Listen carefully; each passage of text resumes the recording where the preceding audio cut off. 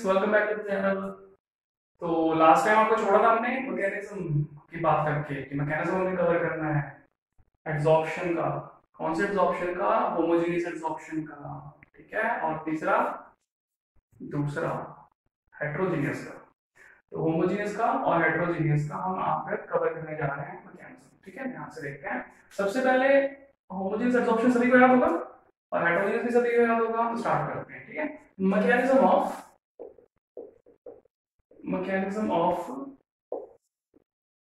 Homogeneous adsorption पढ़ते हैं पहले। होमोजेनियस एड्सॉर्प्शन देखिए, जो होमोजेनियस एड्सॉर्प्शन है इसका जो मैकेनिज्म है, मैंने बताया था कि होमोजेनियस एड्सॉर्प्शन है वो किसके केसेस में है? सिर्फ गैसेस के केस में और लिक्विड के केस में। इट मींस कि मॉलिक्यूल्स की काइनेटिक एनर्जी काफी ज्यादा होती है तो रिएक्शन फास्ट होगी। रिएक्शन फास्ट होगी और किसके प्रेजेंस में? कैटलिस्ट की प्रेजेंस में रिएक्शन और फास्ट होनी चाहिए, और फास्ट होगी या नहीं। तो इसके मैकेनिज्म को स्टडी कर पाना एक बहुत ही डिफिकल्ट टास्क है। इसीलिए एक कंसेप्चुअल थ्योरी है बस इसकी। ठीक है ना। तो उस थ्योरी के अकॉर्डिंग क्या है कि हम बोलते हैं कि इसका जो मैकेनिज्म है वो बेस्ड है इंटरमीडिएट कॉम्प्लेक्स फॉर्मेशन पर। किस पर बेस्ड होगा? इंटरमीडिएट कॉम्प्लेक्स फॉर्मेशन पर। तो सिंपली यही लिखेंगे हम इसके बारे में। It is based on intermediate complex formation theory. नाम से ही पता चल रहा है कि इसमें क्या होगा।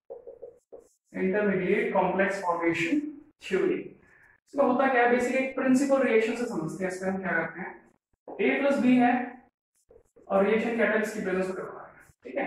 ये गैस मान लिया जाए, ये गैस मान लिया जाए। ठीक है। और ये भी गैस है। तो अगर ये भी गैसेस फॉर्म, ये भी गैसेस फॉर्म, ये भी गैसेस फॉर्म, प्रोडक्ट भी हमारा गैसेस फॉर्म मान लो जो भी बनेगा। ठीक है। तो होता ये है कि जो A और B है वो आपस में रिएक्ट ना करके कैटलिस्ट के साथ रिएक्ट करेंगे। कैटलिस्ट ए के साथ रिएक्ट कर सकता है या कर सकता है बी के साथ, डिपेंड करेगा नेचर में, ए के साथ भी और बी के साथ भी। ठीक है। तो जो रिएक्शन होगी वो किस टाइप से होगा? जो ए है वो कंबाइन हो जाता है सी के साथ और फिर बाद में बी के साथ। तो इस तरह से दोनों रिएक्टेंट या इससे ज्यादा का रिएक्टेंट है तो वो भी कैटलिस्ट के साथ मर्ज करते हैं और एक इंटरमीडिएट कॉम्प्लेक्स बनाते हैं, यानी कि प्रोडक्ट से जस्ट बिफोर वाली पोजीशन और रिएक्टेंट के जस्ट आफ्टर वाली रिएक्शन, यानी कि उनके बीच में कहीं। ठीक है। तो इस प्रोडक्ट का नाम हम लिखेंगे इंटरमीडिएट कॉम्प्लेक्स। इंटरमीडिएट कॉम्प्लेक्स लिखेंगे और इसकी स्टेबिलिटी बहुत ही कम होती है। ठीक है। इसकी क्योंकि एनर्जी लेवल काफी हाई होगी। तो प्रोडक्ट जो बनेगा वो बनेगा ए बी प्रोडक्ट और जो सी होगा वो खुद को रिटेन करेगा। तो रिएक्टेंट के बाद जो प्रोडक्ट बन रहा है गैसेस फेज में ही बन रहा है। होमोजेनियस कैटलिस्ट का हमें ध्यान रखना है। और जो हमने कैटलिस्ट किया था गैसेस फॉर्म में वो भी गैसेस फॉर्म में उतनी ही अमाउंट में रहेगा विदाउट उसके चेंज को, मतलब उसके नेचर में किसी चेंज आए बिना। तो इंटरमीडिएट कॉम्प्लेक्स के थ्रू ये रिएक्शन चलती है, इसलिए इस थ्योरी को बोलते हैं इंटरमीडिएट कॉम्प्लेक्स फॉर्मेशन थ्योरी। अब इसका एक एग्जांपल समझाता हूं आप सभी को। ठीक है। देखो एग्जांपल देख लेते हैं फिर हम, जैसे कि इथीन मॉलिक्यूल का हाइड्रेशन जो होता है। ठीक है। ये जूनियर क्लास में हमने पढ़ा है। एग्जांपल CH2 मॉलिक्यूल को अगर मैं डाइल्यूट H2SO4 की प्रेजेंस में रिएक्ट करवाता हूं तो हम सबको पता है कि ये इथेनॉल देने वाला है। ठीक है। तो हम इसको रखेंगे CH3CH2OH। अभी इथेनॉल देख तो रहा है, हमने लिया डाइल्यूट H2SO4। इट मींस कि जो H2SO4 है उसमें किसका कंटेंट ज्यादा है? डाइल्यूट होने की वजह से वाटर कंटेंट ज्यादा होगा। और वाटर कंटेंट अगर ज्यादा है तो इसका मतलब ये है कि रिएक्शन में हाइड्रेशन हुआ है इसका, वाटर के साथ इसने रिएक्शन करके ये कंपाउंड दिया है। बट एक्चुअल में जो मैकेनिज्म है वो क्या कहता है? जो मॉलिक्यूल है H2SO4 वो ब्रेक होगा, वो पार्टिसिपेट करेगा रिएक्टेंट के साथ, जैसा कि अभी मैंने नीचे बताया आपको। ठीक है। कुछ ऐसी होगी रिएक्शन, देखो CH2 डबल बॉन्ड CH2 और ये होमोलिटिक फिजन में जाएगा, साथ में H2SO4। उसको मैं इस तरह से लिख सकता हूं, इस तरह से H2SO4 और यहां से हाइड्रोजन ब्रेक होगा। ठीक है। हाइड्रोजन ब्रेक होगा और ये जो हाइड्रोजन है ये जाएगा किसी एक कार्बन पे, इस पे भी जा सकता है, इस पे भी जा सकता है, क्योंकि दोनों होमोलिटिक फिजन में आए हैं। ठीक है। अब प्रोडक्ट बनेगा कुछ इस तरह से CH3CH2 OSO3H। OSO3H इसको लिखा मैंने OSO3H। SO4H को मैंने OSO3H इसलिए लिखा क्योंकि जो H था इसका बॉन्ड ऑक्सीजन के साथ बना हुआ था जो हमने ब्रेक किया है। ठीक है, समझ में आ गया सभी को, क्योंकि स्ट्रक्चर आपको सभी को पता होगा H2SO4 का, तो उसके अकॉर्डिंग ये क्लीवेज आएगा इसमें। तो ये जो कंपाउंड बना इसको हम बोलेंगे इंटरमीडिएट कॉम्प्लेक्स, इंटरमीडिएट कॉम्प्लेक्स। तो रिएक्शन किसने की, सल्फ्यूरिक एसिड ने। अब उसमें वाटर कंटेंट जो है वो अब रिएक्शन करेगा, वाटर कंटेंट जो है अब रिएक्शन करेगा, और इसका क्लीवेज जो है इधर से होगा, ये नेगेटिव पार्ट और ये पॉजिटिव पार्ट, ठीक है। और सभी को पता है कि पॉजिटिव के पास नेगेटिव आएगा और ये H पॉजिटिव जाएगा इसके पास। तो जो प्रोडक्ट बनने वाला है वो CH3CH2, CH3CH2, ठीक है। CH2 के पास क्या आ रहा है, OH आ रहा है, CH3CH2OH, साथ में OSO3H plus H again H2SO4, यानी कि जो आपने कैटलिस्ट डाला तो एज इट इज बाहर आ जाएगा, समझ में आ गया। तो ये इंटरमीडिएट कॉम्प्लेक्स फॉर्मेशन थ्योरी के बेसिस पर जाएगा। आगे कवर करते हैं, इसके बाद हम मैकेनिज्म ऑफ हेटेरोजेनियस एडसॉर्प्शन, ठीक है, नोट कर लेना।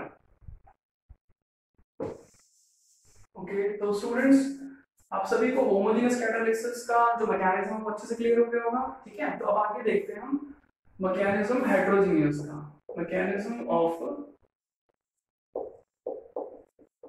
Heterogeneous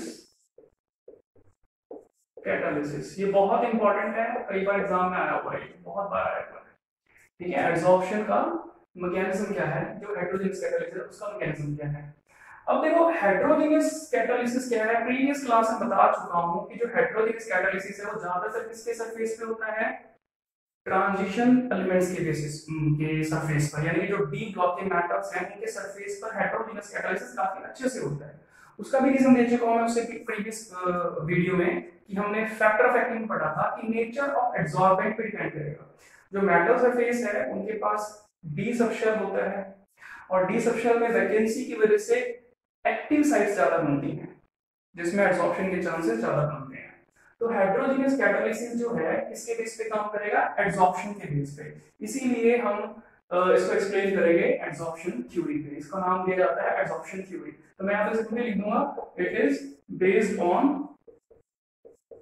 adsorption theory, adsorption theory, ठीक है। कुछ पार्ट्स में इसको कवर करेंगे, कुछ पॉइंट्स के बेसिस पे, पॉइंट्स में कवर करने से काफी इजी हो जाएगा हमारा कंसेप्ट, ठीक है। बड़ा सिंपल है। स्टेप 1 में due to active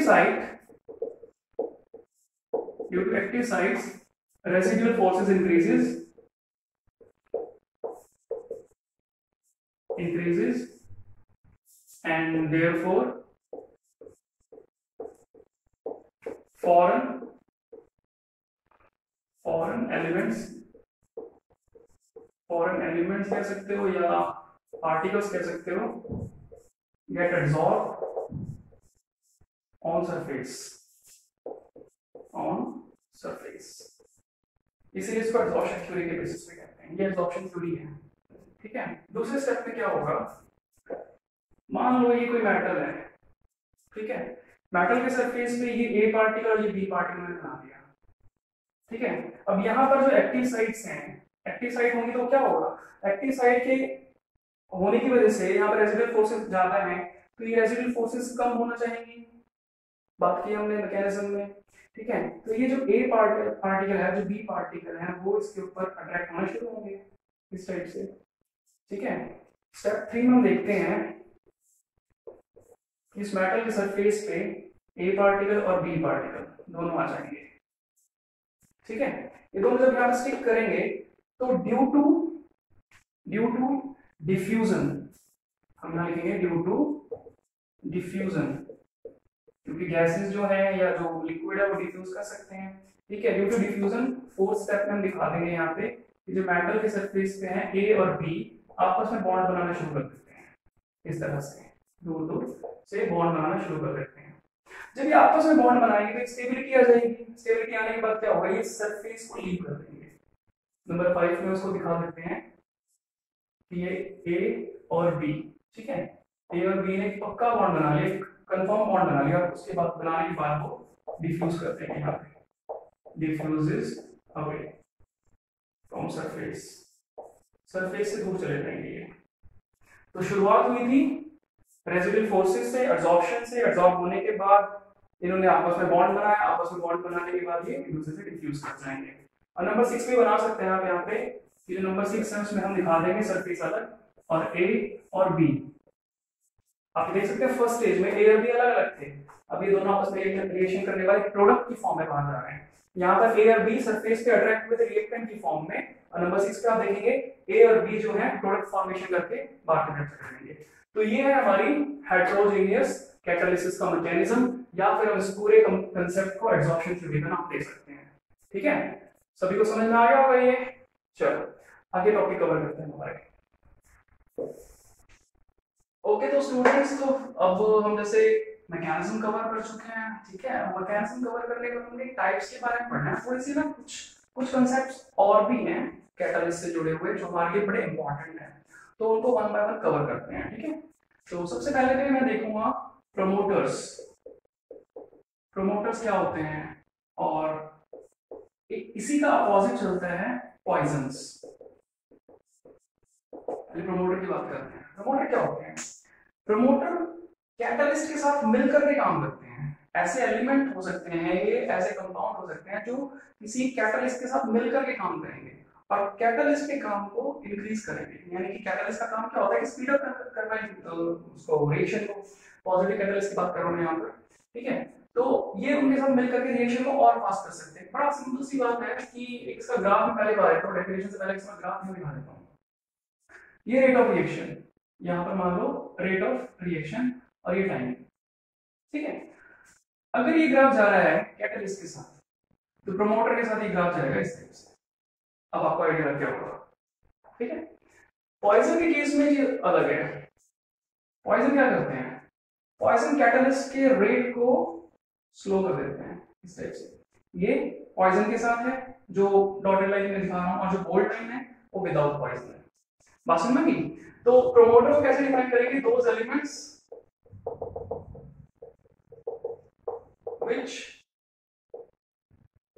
which increase the activity of positive catalyst, या सिंपली कैटालिस्ट भी कह सकते हैं। कैटालिस्ट की एक्टिविटी को ये इंक्रीज कर रहे हैं, तो उसको हम क्या कहेंगे? प्रमोटर्स। ये काम कैसे करते हैं? पहले एग्जांपल देखते हैं इसका। ग्राफ देख चुके हो, एग्जांपल देखते हैं। जैसे नाइट्रोजन गैस और हाइड्रोजन गैस आपस में कंबाइन होते हैं, हार्बर प्रोसेस में बनाएंगे अमोनिया, ठीक है। गैसेस फॉर्म में बनेगा, गैसेस फॉर्म में अप्लाई करते हैं, एक दूसरे के साथ रिएक्ट करते हैं। तो यहाँ पर कैटालिस्ट ये रहता है आयरन, ठीक है। और आयरन के साथ मॉलिब्डेनम होता है। आयरन जो है कैटालिस्ट होगा, ब्रैकेट में लिख देता हूं इसके सी, और मॉलिब्डेनम जो होगा वो होगा प्रमोटर, पी आर लिख देता हूं मैं यहाँ पे। ये प्रमोटर का काम करेगा। अब आप देख सकते हो ये भी मेटल और ये भी मेटल है, तो मेटल के साथ अगर मेटल की एक और प्रेजेंस रखता हूं तो ये मेटल क्या करेगा? ये मेटल क्या कर रहा था यहाँ पे? सरफेस एरिया दे रहा था, ये भी सरफेस एरिया देगा। तो कुल मिलाकर के प्रमोटर का काम क्या होता है? कैटालिस्ट की एक्टिविटी को इंक्रीज करना। और प्रमोटर यहाँ पे कर कैसे रहा है इस काम को? रीजन क्या है इसके पीछे? कैसे इंक्रीज कर रहा है इसकी एक्टिविटी को? उसके पीछे रीजन है कि इसके सरफेस एरिया को इंक्रीज कर देता है, ठीक है। यहाँ लिखते हैं by increasing surface area, surface area of catalyst, simple, ठीक है। उसके बाद बात करते हैं पॉइजन की। पॉइजन क्या होते हैं? पॉइजन क्या करेंगे? दोज एलिमेंट्स या compounds which speed down the process या activity of कैटालिस्ट। जो कैटालिस्ट की एक्टिविटी को क्या कर देंगे? स्लो डाउन कर देंगे, उसको हम कहते हैं पॉइजन। और इस प्रोसेस को बोलते हैं inhibition. This process is called inhibition. Inhibition process कहते हैं, इसलिए पॉइजन को एक और नाम दे सकते हैं इनहिबिटर्स। एक ही बात है, कई बार ये डेफिनेशंस आ जाती हैं एग्जाम्स में, इसलिए इनको कवर कर रहा हूं, इनको कवर करना जरूरी है, ठीक है। इनहिबिटर्स हो जाएगा, इनहिबिशंस हो जाएगा, पॉइजन्स हो जाएगा। ग्राफ दोनों ही क्लियर है सभी को। इसका एग्जांपल दे देता हूं मैं। इसमें एग्जांपल जैसे कि हम कई बार ले सकते हैं पॉइजन्स का, जैसे एक मैंने एग्जांपल दिया था नेगेटिव कैटालिसिस में, प्रिजर्वेटिव्स में, कि जैसे अगर मान लो हम बात करें इसकी, वनस्पति घी, वनस्पति घी नहीं, वेजिटेबल्स ऑयल जो होता है, सॉरी, जो वेजिटेबल्स ऑयल होता है, तो वेजिटेबल ऑयल होता है उसको हाइड्रोजन के साथ रिएक्ट करके प्लैटिनम की प्रेजेंस में हम वनस्पति घी निकालते हैं,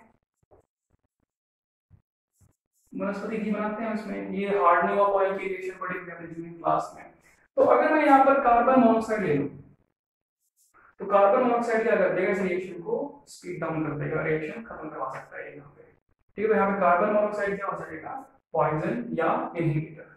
ठीक है, तो ये दोनों कवर जरूर करना है, डेफिनेशन, एग्जांपल, और ये ऐसा करते कैसे हैं। इनका रीजन दे देता हूँ। पॉइजन अपना प्रोसेस कैसे पूरा करते हैं, ये कैसे कर देते हैं, सरफेस एरिया को इंक्रीज करके। जो इनहिबिटर्स होते हैं ये कैटलिस्ट के सरफेस को ब्लॉक कर देते हैं।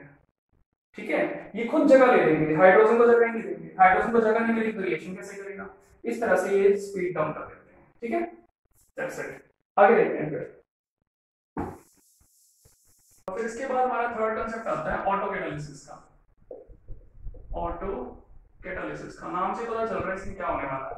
जो कैटालिसिस का प्रोसेस है वो अपने आप स्टार्ट हो जाता है, कोई कैटालिस्ट ऐड करने की जरूरत नहीं है इसमें। ठीक है ना, दैट रिएक्शन या that process in which one of the product start behaving like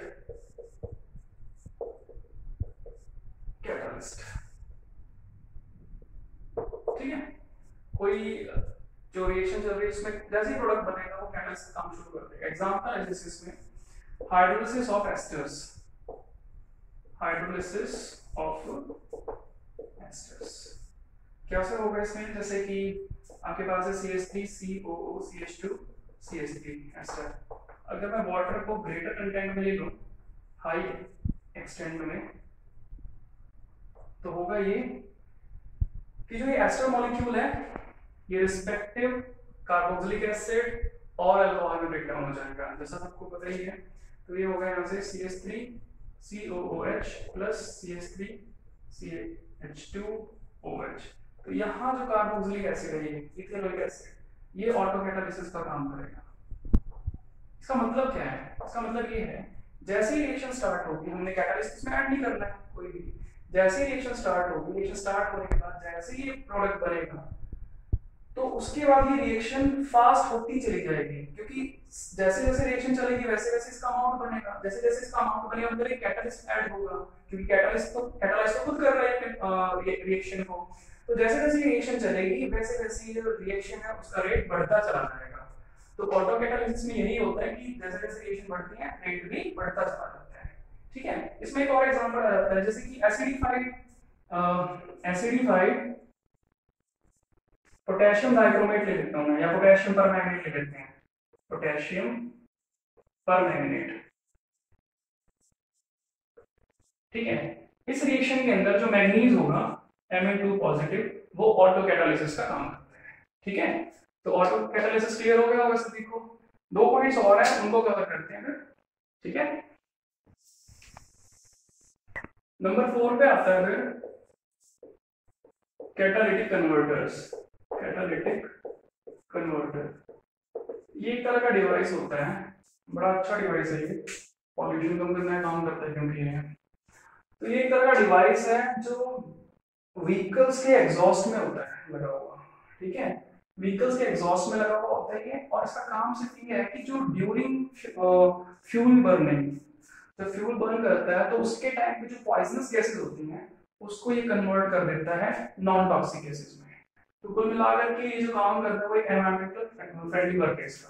ठीक है, तो यही काम होता है इसका, प्लैटिनम और पैलेडियम से बना होता है ये। तो इसके बारे में 3 पॉइंट्स लिख देंगे हम सिर्फ कि it is a device, first point लगाएगा ये, it is a device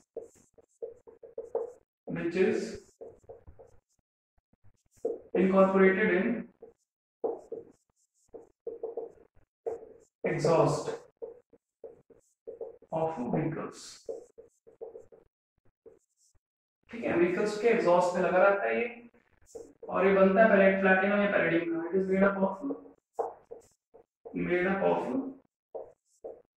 platinum और पैलेडियम। इन दो में से किसी एक का या दोनों में से दोनों का भी बना सकते हैं, जैसे कि प्लैटिनम का भी हो सकता है, पैलेडियम का भी हो सकता है, मिक्स नहीं करेंगे। ठीक है, नंबर थर्ड, और ये इंपॉर्टेंट इसका टास्क है, it converts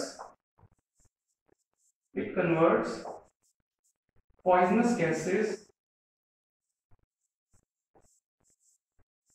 into non toxic gases.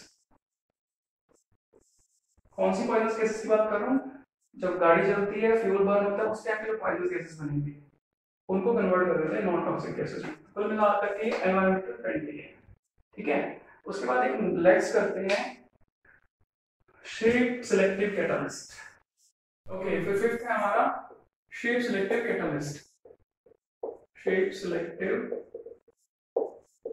Catalysis या कैटालिस्ट कह सकते हो। ठीक है, कैटालिस्ट एलिमेंट, कैटालिसिस प्रोसेस। ठीक है, ओके, ये पढ़ रखा होगा आपने 11th क्लास में, जियोलाइट नाम से आता है, जहां पर हम पढ़ते हैं हाइड्रोजन चैप्टर, वाटर को ट्रीटमेंट करते हैं, हम प्योरिफिकेशन करते हैं, उसकी हार्डनेस को कम करते हैं, उसकी हार्डनेस को खत्म करते हैं, उसके बाद जियोलाइट नाम से पढ़ते हैं। ठीक है, जियोलाइट नाम से पढ़ा होगा इस टॉपिक को आपने, तो कवर करते हैं इसको। जियोलाइट का सभी को पता है कि जियोलाइट का मतलब होता है पोरस स्टोन, जिसमें पोर्स हो। ठीक है, तो डेफिनेटली कुछ पॉइंट्स लिखता हूं मैं, कुछ पॉइंट्स के बेसिस पे करें इसको, 2-3 पॉइंट्स पे और उसको कवर करते हैं।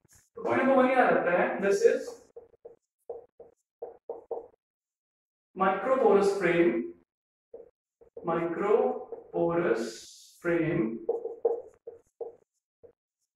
Of aluminium silicates.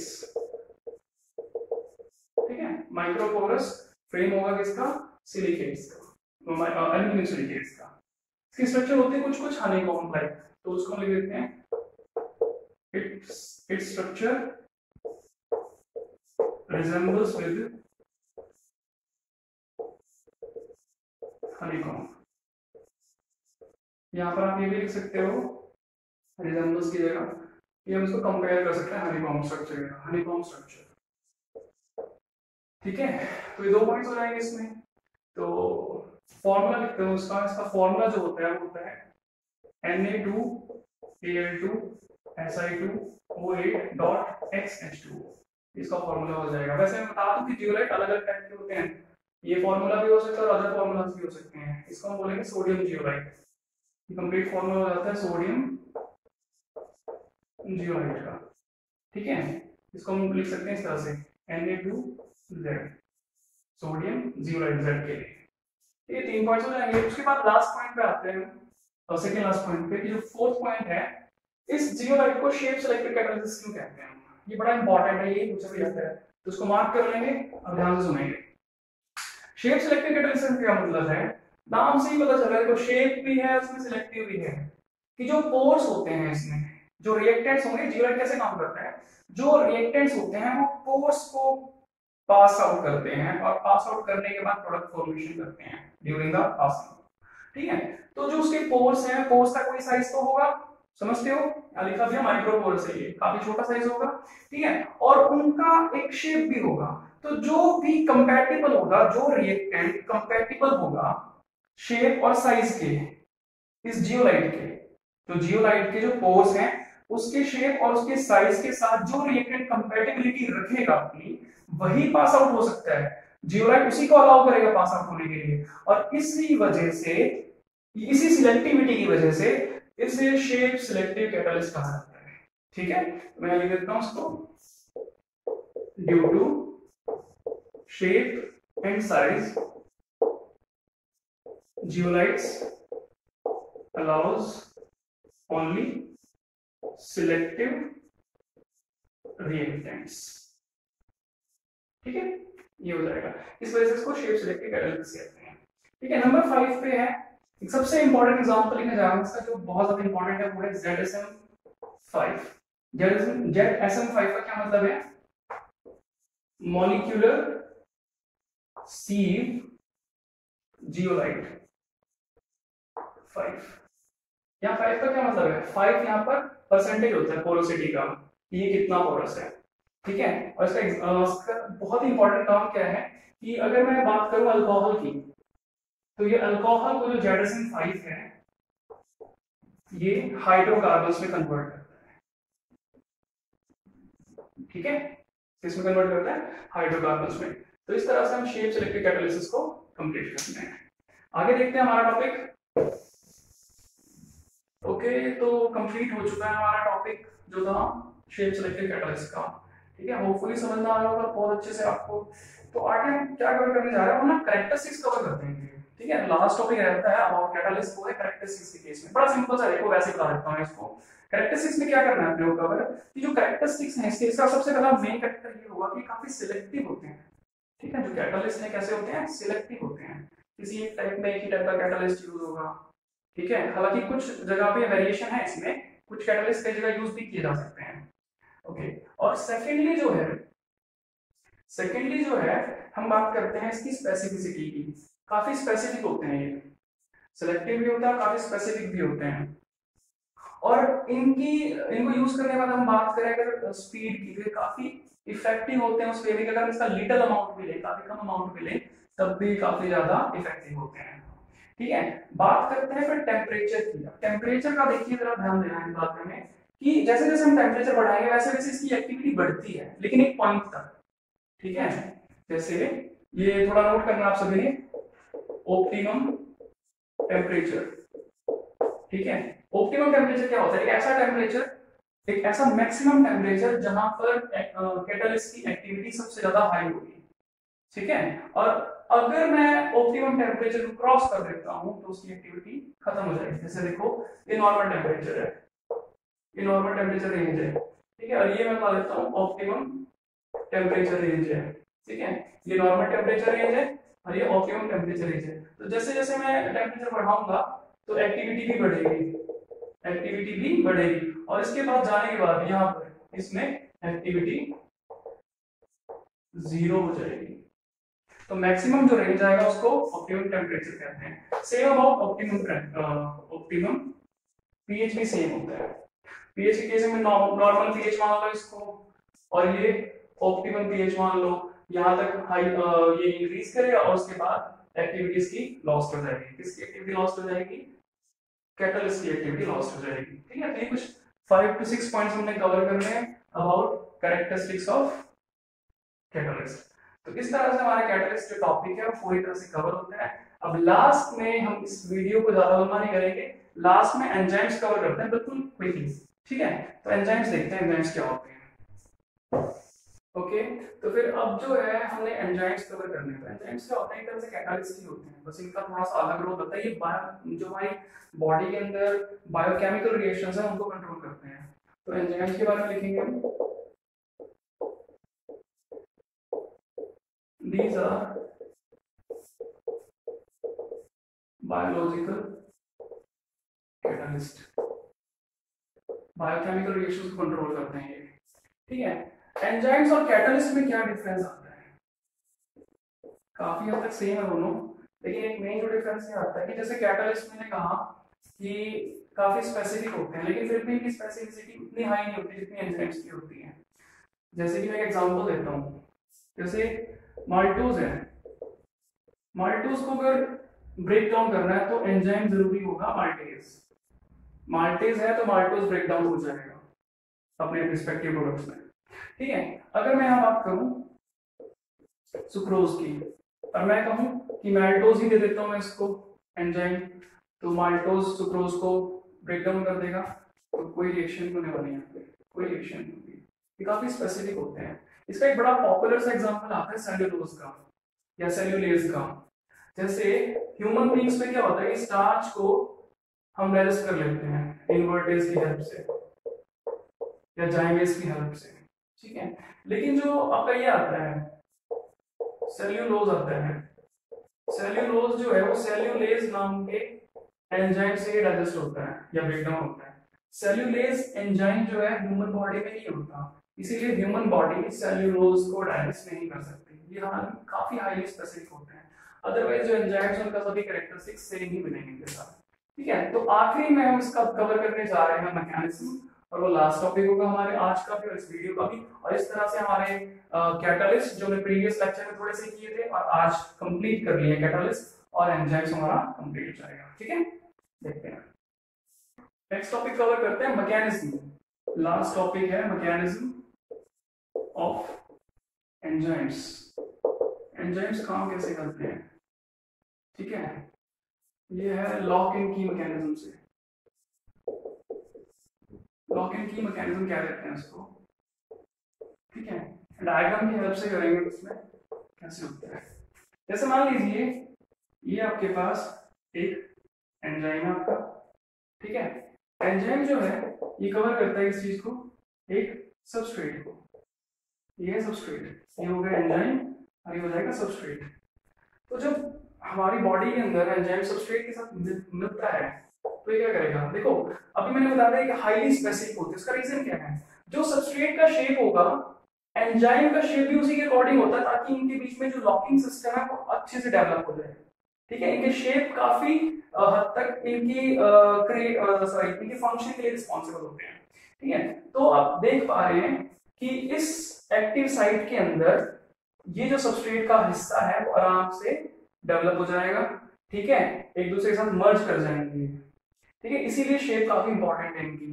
तो ये दोनों एक दूसरे के साथ, जो यहाँ पर इनकी एक्टिव साइट है, यहाँ पे जो मॉलिक्यूल्स हैं वो बॉन्ड बनाते हैं इस सबस्ट्रेट के इस वाले पार्ट के साथ, और ये दोनों इस तरह से जुड़ जाएंगे इस टाइप से। इसको हम बोलते हैं enzyme substrate complex, ES complex. उसके बाद एंजाइम का फंक्शन क्या है, सबस्ट्रेट को ब्रेक डाउन करना, वो इसको ब्रेक डाउन करना शुरू कर देते हैं कुछ इस टाइप से, इस टाइप से सबस्ट्रेट ब्रेक होना शुरू हो जाएगा इस टाइप से, ठीक है, और फिर इसको हम इस तरह से दिखा देते हैं। एंजाइम जो है फिर अपने आप को बैकअप करेगा कुछ इस तरह से, एंजाइम बाद में एज इट इज निकल जाएगा रिएक्शन के साथ ही इस तरह से, और जो सबस्ट्रेट होगा वो ब्रेक डाउन हो जाएगा इस टाइप से। मैंने वहां 3 हिस्सों में तोड़ा है इस तरह से, इस तरह से। तो एंजाइम एज इट इज और सबस्ट्रेट अपने हिस्से में बाहर आ जाएगा।